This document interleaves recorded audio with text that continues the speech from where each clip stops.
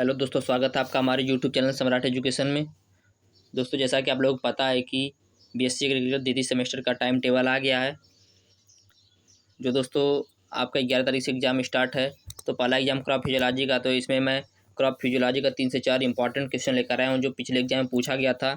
इसके बाद अभी और 2-3 वीडियो आज ही आएगा क्रॉप फिजियोलॉजी का, जिसमें इंपॉर्टेंट क्वेश्चन कराए जाएंगे। तो आप लोग चैनल को सब्सक्राइब कर लीजिए, वीडियो को लाइक कीजिएगा, शेयर कीजिएगा। और यदि इसका पीडीएफ है तो डिस्क्रिप्शन में व्हाट्सएप ग्रुप का लिंक और व्हाट्सएप नंबर दिया गया है, वहाँ से मैसेज करके आप इसका पीडीएफ ले सकते हैं। तो चलिए स्टार्ट करते हैं दोस्तों।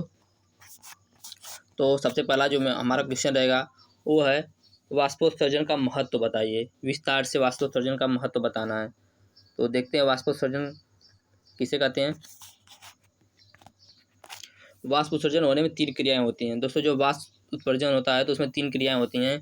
पहले पानी का अवशोषण होता है, फिर जड़ों से पौधे के विभिन्न भागों से होकर पानी का पत्ती तक पहुंचता है और पत्ती से वास्तु के रूप में पानी उड़ जाता है। दोस्तों, यही वाष्पोत्सर्जन है। पहले वाष्पोत्सर्जन होने में 3 क्रिया होती है। पहले पानी को अवशोषित कर लेता है। पानी को अवशोषित करने के बाद पौधे के जो विभिन्न भाग होते हैं उनसे होकर पत्तियों तक पहुंचता है और पत्तियों तक पहुंचने के बाद वाष्पोत्सर्जन होता है तो पानी ऊपर उड़ जाता है। अतः इन क्रियाओं का पौधे की कार्य की मतलब फिजियोलॉजी पर कोई प्रभाव अवश्य होना चाहिए। तो ये जो होता है इसका पौधे की फिजियोलॉजी पर कुछ प्रभाव अवश्य होना चाहिए। और दोस्तों, जो 1 वर्षीय पौधा होता है वह एक दिन में अपने कुल भार से 100 गुना अधिक पानी का वाष्पोत्सर्जन कर देता है। आगे देखते हैं दोस्तों। वाष्पोत्सर्जन के बहुत से प्रभाव होते हैं, जिनमें से कुछ प्रत्यक्ष और अप्रत्यक्ष होते हैं। प्रत्यक्ष और अप्रत्यक्ष प्रभाव से कुछ लाभदायक होते हैं, कुछ हानिकारक होते हैं। तो पहला दोस्तों, वाष्पोत्सर्जन के तापमान को बनाए रखना। दोस्तों, जो वाष्पोत्सर्जन होता है वह तापमान को बनाए रखने में सहायक होता है। जब तापमान अधिक बढ़ता है तो उसके साथ वाष्पोत्सर्जन भी बढ़ जाता है। इस प्रकार अधिक तापमान की दशा में वाष्पोत्सर्जन पत्तियों को झुलसने से बचाता है। दूसरा पॉइंट है, वाष्पोत्सर्जन का जड़ों से पत्तियों तक पहुंचने में महत्वपूर्ण कार्य। दोस्तों, जो वाष्पोत्सर्जन होता है उसका जड़ों से पत्तियों तक पहुंचने में भी महत्वपूर्ण कार्य होता है। जब वाष्पोत्सर्जन होता है तो पत्तियों की कोशिकाओं से पानी की वाष्प बनती हैं, जिससे उनमें पानी की कमी हो जाती है और उनका चूस दबाव बढ़ जाता है, जिससे वह अपने पड़ोसी कोशिकाओं को पानी परागण की क्रिया द्वारा खींच लेते हैं। इस तरह से खिंचाव उत्पन्न होता है तो पानी को जड़ों से पत्तियों तक ले जाने में सहायक होता है। अगला दोस्तों, वाष्पोत्सर्जन में पानी की मात्रा को प्रभावित करना। दोस्तों, जो वाष्पोत्सर्जन है वो पानी की मात्रा को बहुत प्रभावित करता है। तो इन सब के बारे में यदि मैं आप लोगों को डिटेल बताऊंगा तो वीडियो लंबा हो जाएगा और इतना आप लोगों को लिखना भी नहीं है। सिर्फ वाष्पोत्सर्जन का महत्व लिखना है, तो ये वाष्पोत्सर्जन का महत्व हो गया। अगला क्वेश्चन है, एबीए मतलब एब्सिसिक एसिड। एबीए का पूरा नाम है दोस्तों एब्सिसिक एसिड। तो इसके बारे में संक्षिप्त टिप्पणी लिखना है एब्सिसिक एसिड के। सन 1961 से सन 1965 में कांस दोस्तों साइंटिस्ट हैं, कांस तथा एडिकोट ने कपास की पुष्प कलिकाओं से एक पदार्थ निकाला। दोस्तों, सन 1961 से 1965 में कांस और एडिकोट ने कपास की पुष्प कलिका से एक पदार्थ निकाला, जिसको उन्होंने एब्सिसिन नाम दिया था। और एब्सिसिन के प्रयोग से पत्तियों का विगलन तीव्र गति से होता था। फिर दोस्तों, सन 1963 ईस्वी में बियरिंग ने एसर वृक्ष की पत्तियों से, जो एसर वृक्ष होता है उसकी पत्ती से भी एक पदार्थ निकाला, जिसके प्रयोग से कलिकाओं की वृद्धि और बीजों का अंकुरण अवरुद्ध होता है। बियरिंग ने इस पदार्थ को डोरमिन नाम दिया। दोस्तों, कांस और एडिकोट ने एब्सिसिन नाम दिया था और बियरिंग ने इसका नाम डोरमिन दिया।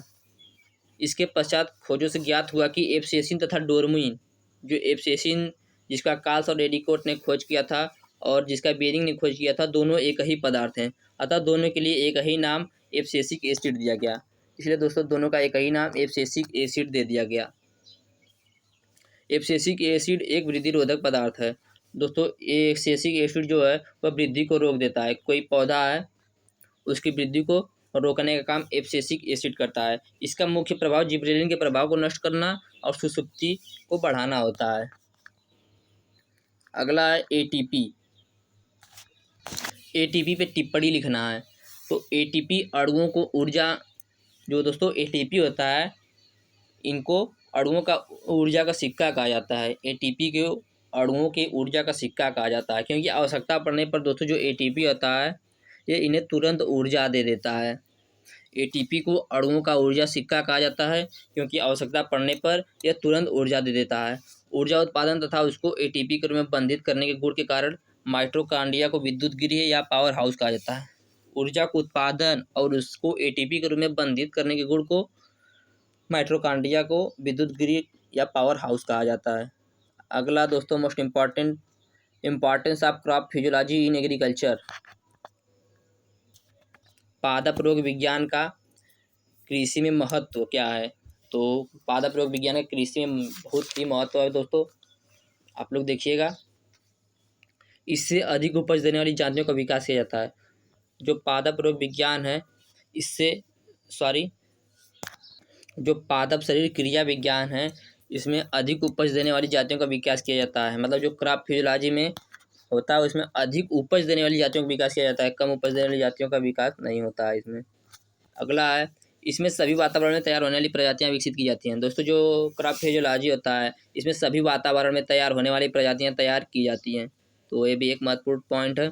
अगला है, पादप शरीर क्रिया विज्ञान पौधों को रोग एवं कीट के प्रति प्रतिरोधक बनाता है। तो जो पादप शरीर मतलब क्रॉप फिजियोलॉजी होता है वो पौधों को रोग और कीट के प्रति लड़ने में प्रतिरोधक बनाता है।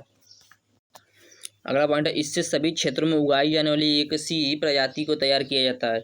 दोस्तों इससे यह फायदा होता है कि सभी क्षेत्रों में उगाई जाने वाली एक सी प्रजाति को तैयार किया जाता है, जिसमें खर्च बहुत कम आता है। क्रॉप फिजियोलॉजी में दोस्तों सभी क्षेत्रों में उगाई जाने वाली एक से ही प्रजाति तैयार किया जाता है, जिससे खर्च बहुत कम आता है। दोस्तों आप लोगों को रटने की जरूरत नहीं है, सिर्फ एक बार ध्यान से सुन लीजिए, आप लोगों को याद हो जाएगा। अगला पॉइंट है, इससे जो प्रजातियां तैयार करती हैं वे सभी क्षेत्रों में अपनी अधिक उपज देती हैं। इससे दोस्तों जो प्रजातियां तैयार किया जाता है क्रॉप फिजियोलॉजी से वो सभी क्षेत्रों में उपज अधिक देती हैं। अगला क्वेश्चन है, पौधे में सल्फर की कमी के प्रमुख लक्षण लिखिए। तो पौधे में यदि सल्फर की कमी हो जाती है तो क्या क्या लक्षण आते हैं उसको लिखना है। तो कोशिका विभाजन कम होता है, पौधों में सल्फर की कमी से कोशिका विभाजन कम हो जाता है, फलों की संख्या कम हो जाती है। पौधे में सल्फर की कमी से कोशिका विभाजन कम हो जाता है, फलों की संख्या कम हो जाती है, पत्तियां छोटी रहती तथा पीली हरी हो जाती हैं। पत्तियां छोटी रहती हैं तथा पीली और हरी हो जाती हैं। पत्तियां शीघ्र गिर जाती हैं। तंबाकू, चाय और टमाटर की पत्तियों के अग्र सिरे विशेष प्रकार से नीचे की ओर मुड़ जाते हैं। दोस्तों जब पौधे में सल्फर की कमी हो जाती है तो पत्तियां शीघ्र जल्दी से गिर जाती हैं और तंबाकू और टमाटर होता है उसकी पत्तियां आगे से सिरे की ओर नीचे की ओर मुड़ जाती हैं। अगला पॉइंट है, पौधे में चाय पीली नामक रोग लग जाता है। तो सल्फर की कमी से चाय के पौधे में चाय पीली नामक रोग लग जाता है। तो दोस्तों ये थे आपके कुछ 4 से 5 प्रश्न जिसको मैंने बताया। अभी इसी पे क्रॉप फिजियोलॉजी पे 2-3 वीडियो आज के दिन में और आएगा, जिसमें भी मोस्ट इंपॉर्टेंट क्वेश्चन कराया जाएगा। यदि आप लोगों ने वीडियो को अच्छे से प्यार दिया तो आगे भी इस तरह से तैयारी कराई जाएगी। इस चैनल पर बीएससी एग्रीकल्चर के द्वितीय सेमेस्टर सभी से तैयारी कराई जाती है। आप लोगों को इसका पीडीएफ है तो डिस्क्रिप्शन में व्हाट्सएप ग्रुप का लिंक और व्हाट्सएप नंबर दिया गया, वहाँ से मैसेज करके आप इसका पीडीएफ भी ले सकते हैं। जय हिंद।